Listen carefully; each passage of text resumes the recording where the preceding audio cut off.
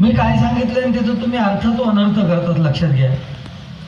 मी सांगितलं की सीता के रखवाले राम थे, जब हरण हुआ तो कोई नहीं था, और द्रौपदी के 5 पांडव थे, जब चीर हुआ तो कोई नहीं था। म्हणजे ज्यावेळेस प्रसंग येले त्यावेळेस कोणी नव्हता असो तो विषय, तर तुम्ही त्याचं धचं मा करून तुम्ही कुठे जाऊन पोहोचलात, उपयोग नाही। मायबाप प्रेक्षको, तुम्हाला सांगतोय, आपण आपली हिंदू संस्कृती आहे, लक्षात घ्या। रामायण महाभारत ही आपली काव्य आहेत आणि त्याच्या आधारावर आपलं सगळं चाललेलं आहे। आणि अशा महाभारतामधल्या एखाद्या पात्राचा इथे भजनाच्या माध्यमातून सत्यानाश करायचा आणि लोकांसमोर लोकांच्या टाळ्या घ्यायसाठी जर विषय मांडत असतील तर माका असल्या भजन उपयोगाचं नाही बुवा।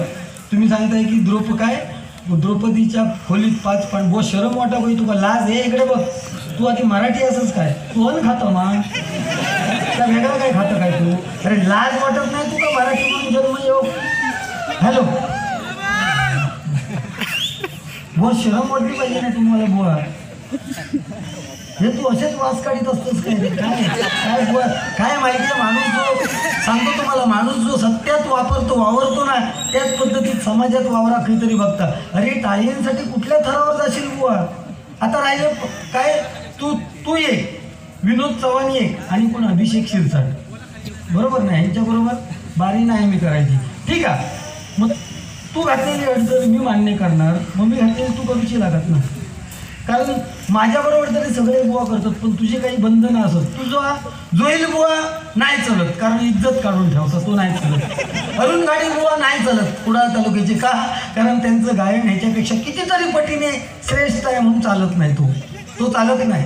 त्याच्याबरोबर बोलायची हिंमत होणार नाही अरुण गाडी बरोबर, कारण गायनात बाद होता ना तो माणूस, ह्यानं झाल्यानंतर त्याच्यावर तो लावण्याची त्याची ताकद, त्याच्याबरोबर चालणार नाही।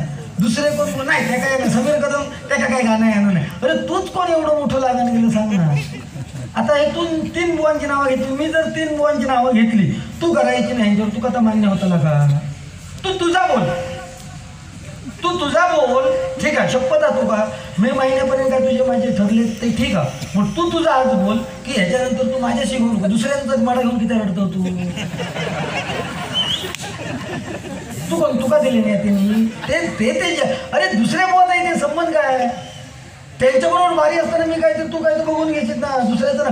पण नाव मी का घेतलं तिथे, तर तू यूट्यूबवर टाकलंयस की सिंधुदुर्गात एकमेव माझं दुश्मन बुवा गुंडू सावंत, मग तू पकवून मी मानतलंय की नाही?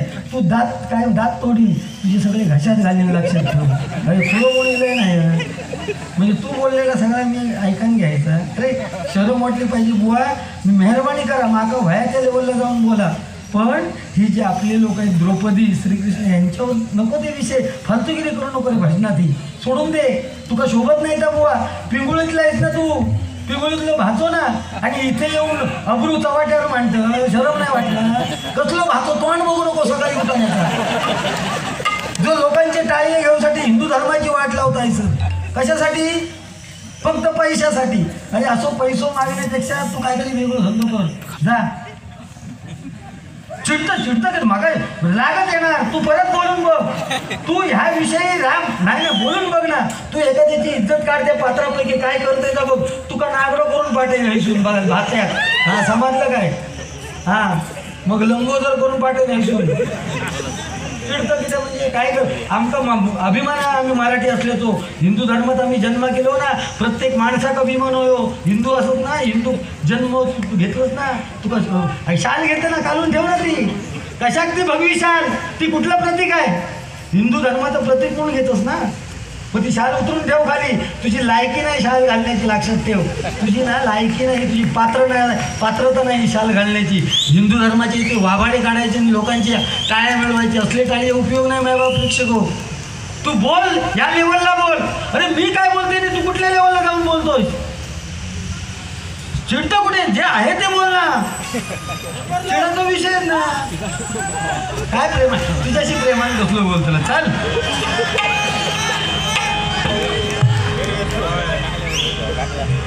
देवा काळजी, बरोबर भाऊ। मेहरबानी करा, शार्प कमी करा माझा आवाज, मॉनिटरला शार्प येते. इथे येऊन जरा प्लीज रिक्वेस्ट आहे माझी, नाही तर ह्यो परत उलटा काहीतरी तुमका सांगतो. हां सेटिंग करून घेऊ ना प्रामाणिकपणे.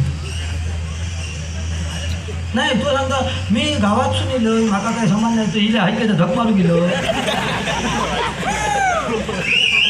तू सांगलं ना मागाशी मी गाव खात्यातलो बुवा, गाव खात्यातलो तू त्या दिवशी याच्या घराकडे गेले, तो गेलो खरोखरच गाव खात्यातलो, म्हशी 4-5 पाळलेलो.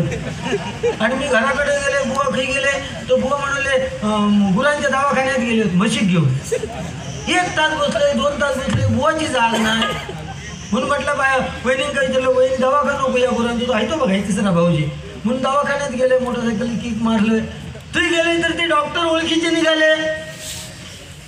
ते डॉक्टर म्हणाले काय हो बुवा खोई, तर म्हटलं आता लोके बुवा इथले काय हो, तर हो नुकतेच गेले म्हशी घेऊन, त्या वाटेत गेले 8 वर्ष, म्हणजे झालीच सुन गेले त्यांना. बरं ते दवाखान्यात, गुरांच्या दवाखान्यात तुम्ही खेळ जावा, त्यांची नोंद वही बघा, पेशंटाची नोंद वही बघा.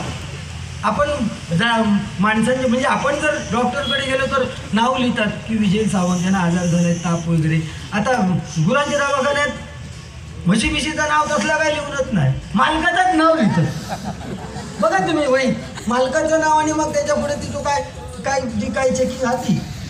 मग मी म्हणलो काय हो जनावरं लोक हो, ते डॉक्टर सांगतात एवढी जनावरं येतात ना की सकाळपासून नुसती लोकांची रीग लागली आहे. ह्या मस्टर तरी बघा, पहिलं नाव वाचलं, दुसरं नाव वाचलं, तिसरं वाचलं, चौथं वाचलं, 5व्या 6व्या नंबरा घ्यायचा नाव, 6व्या नंबरा घ्यायचा नाव संदीप लोके आणि कौसात गाभण राहत नाही.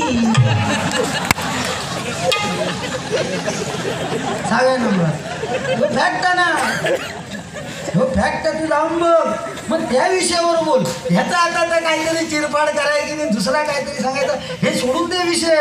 तुझ्यात जर हिंमत आहे ना, तुझ्यात हिंमत आहे ना तर काहीतरी बोल, स्वतःच्या हिमतीवर बोल, दुसऱ्याच्या जीवावर नको.